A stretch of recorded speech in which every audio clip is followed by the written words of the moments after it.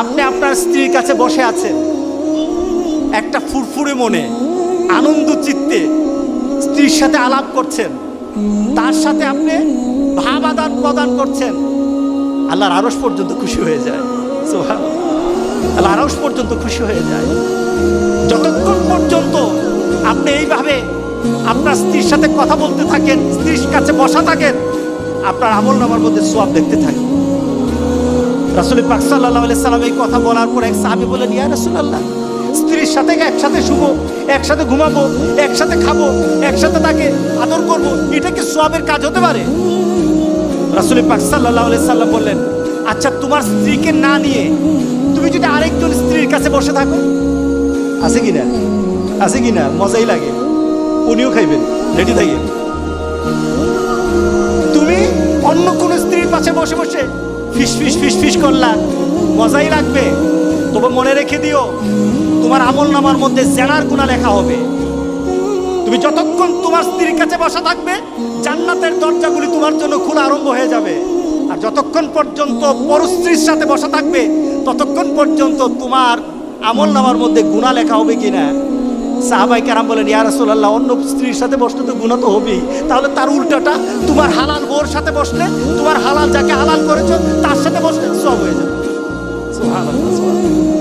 চাষটলে বসতে ভালো লাগে, টিভি দেখতে ভালো লাগে, আরেকজনের ভাবিকে ডেকে ডেকে মুখের মধ্যে পানি এনে দেয়, ভাবি কেমন আছে, বউকে বলো না, বউ তুমি কেমন আছো, শরম লাগে, শরম লাগে। রাসূল পাক সাল্লাল্লাহু আলাইহি সাল্লাম বললেন যে বিয়ের মাধ্যমে স্বামী এবং স্ত্রী, ছেলে এবং মেয়ে যৌনতাকে পবিত্র করা হয়। সুবহানাল্লাহ, সুবহান, কত সুন্দর কথা। স্ত্রীকে হেফাজত করা হয়, এই মেয়েকে সমাজের বিভিন্ন ধরনের খারাপ লুলুপ দৃষ্টি থেকে একটা মেয়েকে বাঁচানো হয়। কারণ একটা মেয়ে যখন একটা ছেলের আন্ডারে হালালভাবে বৈধ হয়ে যায় বিয়ের মাধ্যমে, তখন আর এই মেয়ের দিকে কেউ খারাপ দৃষ্টি দেয় না। কি বলেন? দেয় না। দেখুন ইসলাম কি বলছে, রাসূল পাক সাল্লাল্লাহু আলাইহি ওয়াসাল্লাম কিভাবে ব্যাখ্যা করছে। রক্ষণাবেক্ষণ হয় মেয়েটাকে রক্ষণাবেক্ষণ করা হয়।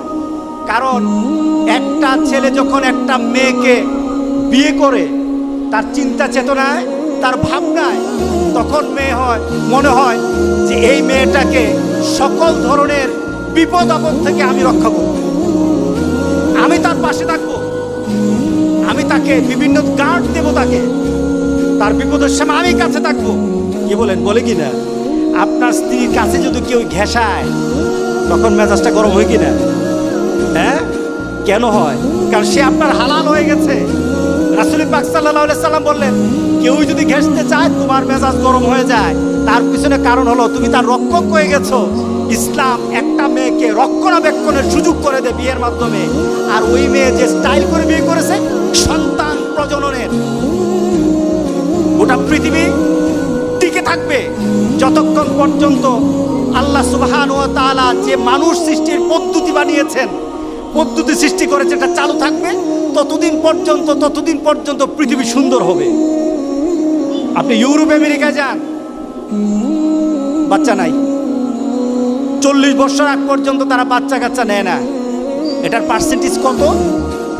77%। 77%। আমি অনেকদিন আগে একটা ডাটা দেখেছিলাম, ইউরোপ আমেরিকার ছেলে মেয়েরা তারা 40 বছর 45 বছর পর্যন্ত তারা বিয়ে করবে না। মানে কি? বিয়ে করলে তো বাধা হয়ে যায়।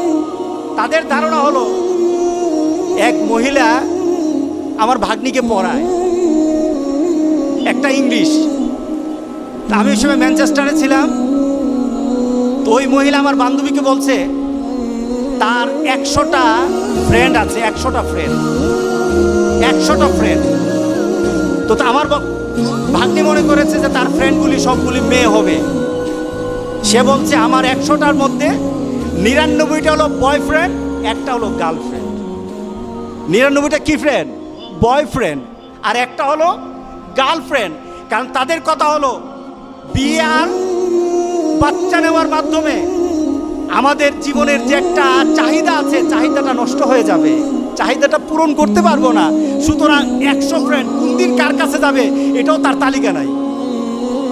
এটা হলো পশু থেকে আরো খারাপ। কি বলেন, ঠিক আছে কিনা বলেন?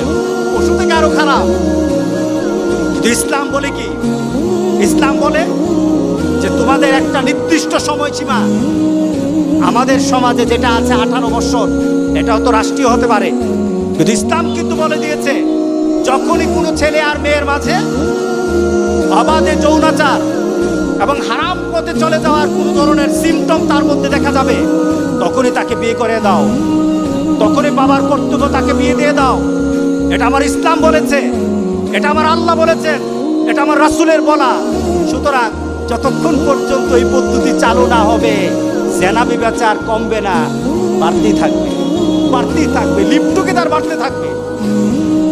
রাসূল পাক সাল্লাল্লাহু আলাইহি সাল্লাম থেকে যে আমাদের বিয়ের মাধ্যমে কি হয়, আমাদের প্রজন্ম সৃষ্টি হয়।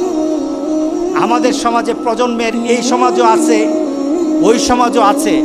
মুসলমানরাও বলে যদি বিয়ের মাধ্যমে সন্তান জন্ম নেয়, এই সন্তানগুলি হলো আখিরাতের পুঁজি। কোথাকার পুঁজি? আখিরাতের পুঁজি। একটা সঠিক পদ্ধতিতে সন্তানকে যখন বড় করা হয়, এগুলি হয় যে আখিরাতের পুঁজি। আর বিয়ে ছাড়া যে সন্তানগুলি হয়, আমাদের সমাজে সন্তানগুলির একটা নাম দিয়েছে, নামটা কি? হারামজাদা।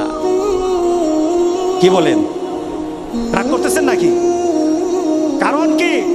একটাই শুধু নীতি, শুধু বিয়ের পদ্ধতি নাই, একটা হয়ে গেছে জান্নাতের আশা।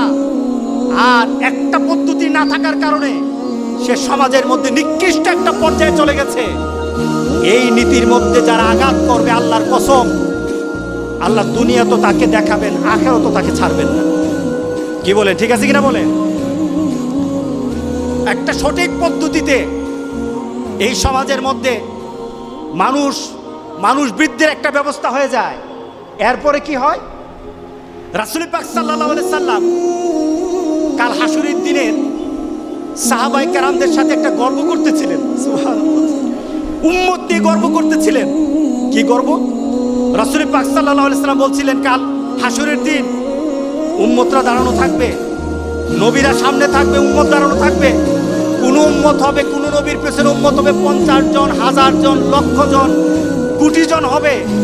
কিন্তু আমি মুহাম্মদ রাসূলুল্লাহ সাল্লাল্লাহু আলাইহি সাল্লাম যখন হাসরের ময়দানে দাঁড়ানো হবে, আমার পেছনে উম্মতের সংখ্যা হয়ে যাবে কোটি কোটি, উম্মতের সংখ্যা হয়ে যাবে সবার থেকে আমার উম্মতের সংখ্যা বেশি হয়ে যাবে। আমি তখন সেটা আনন্দ বোধ করব, আমার মধ্যে আনন্দ লাগবে, আমার মধ্যে একটা সম্মান সৃষ্টি হবে। বিয়ের মাধ্যমে রাসূল পাক সাল্লাল্লাহু আলাইহি সাল্লামকে ওই আখিরাতের ময়দানে, হাসরের ময়দানে যারা বিয়ে করে হালালভাবে সন্তান জন্ম দেয়, তারা রাসূলের সম্মান বৃদ্ধির জন্য তারা ব্যবস্থা করে। জোরে বলেন সুবহানাল্লাহ। কারণ সেখানে যদি উম্মত বেশি হয়, সম্মানটা কার হবে? আমার রাসূলের হবে। কার হবে সম্মান?